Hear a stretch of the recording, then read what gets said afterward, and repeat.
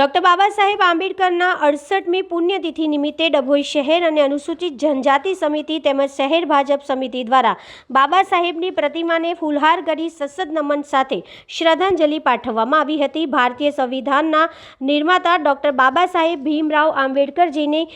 68મી પુણ્યતિથિ પર ડભોઈ શહેર અનુસૂચિત જાતિ સમિતિના નગીનભાઈ કાનજીભાઈ પરમાર, કાંતિભાઈ પરમાર, મહેશભાઈ પરમાર તેમજ ડભોઈ શહેર ભાજપ સમિતિના પ્રમુખ ડૉક્ટર સંદીપભાઈ શાહ, નગરપાલિકાના પ્રમુખ, નગરપાલિકાના સભ્યો સતીશભાઈ સોલંકી, વિનોદભાઈ સોલંકી વગેરેના રંગઉપવન પાસે આવેલા ડૉક્ટર બાબા સાહેબ આંબેડકરની પ્રતિમાને પુષ્પમાળા અર્પણ કરી પુણ્યતિથિ ઉપર સત્સદ નમન સાથે શ્રદ્ધાંજલિ પાઠવવામાં આવી હતી અને બાબા સાહેબ આંબેડકર